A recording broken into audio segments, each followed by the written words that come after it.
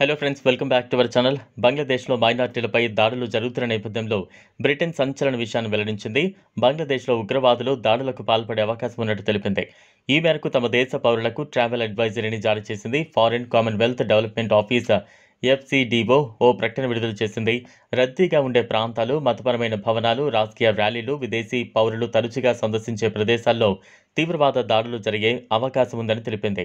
అంతేగాక ఇస్లాం మతానికి విరుద్ధమైన అభిప్రాయాలు కలిగి ఉన్న వ్యక్తులను లక్ష్యంగా చేసుకోబోతున్నట్లు తమకు సమాచారం అందిందని పేర్కొంది. మైనార్టీ మతానికి చెందిన వ్యక్తులు, పోలీసులు, భద్రతా బలగాలను లక్ష్యంగా చేసుకుని దాడులు జరుగుతున్నాయని పేర్కొంది.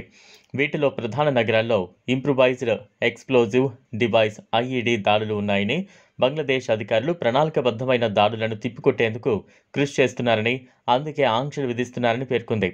దేశంలో పరిస్థితి అస్థిరంగానే ఉంది. ప్రస్తుతం జరుగుతున్న ర్యాలీలు, ప్రదర్శనలు హింసాత్మకంగా మారే ప్రమాదం ఉందని హెచ్చరించింది. బంగ్లాదేశ్కు వెళ్లే పర్యటనలకు సంబంధించిన ట్రావెల్ అడ్వైజరీలో పలు మార్పులు చేసింది.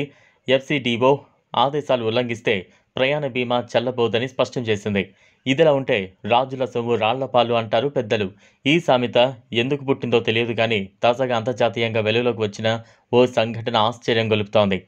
UK కింగ్ చార్లెస్ పట్టాభిషేకానికి అక్షరాల 72 మిలియన్ పౌండ్లు ఖర్చు చేసినట్లు వెలుగులోకి వచ్చింది. అంటే అక్షరాల ఇండియన్ కరెన్సీ ప్రకారం 765 కోట్లు ఖర్చు చేసినట్లు ప్రభుత్వ నివేదిక తెలిపింది.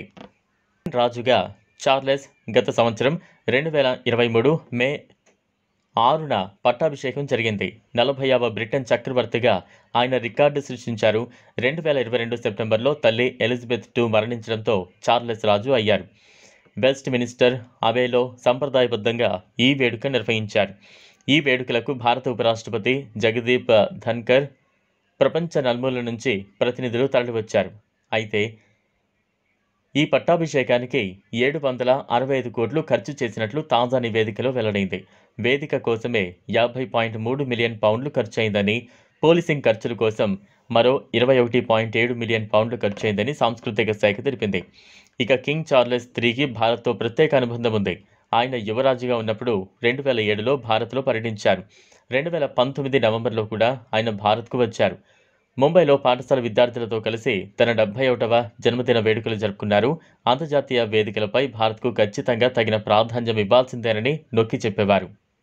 ఏప్రిల్లో లండన్లో భారత ప్రధాని నరేంద్ర మోదీతో కలిసి science museum, new ayurvedic centre of ఎక్సలెన్స్ను ప్రారంభించారు. భారత సంప్రదాయాలైన ఆయుర్వేదం, యోగాకు చాలా సందర్భాల్లో ప్రచారం కల్పించారు. ఇటీవల కొద్ది రోజుల క్రితం భారత్లోనే బెంగళూరులో చార్లెస్ దంపతులు వారం రోజులు పర్యటించి వెళ్లారు. ఈ వీడియో మీకు నచ్చినట్లయితే లైక్ చేయండి, షేర్ చేయండి, ఛానల్ను సబ్స్క్రైబ్ చేసుకోండి. Thanks for watching.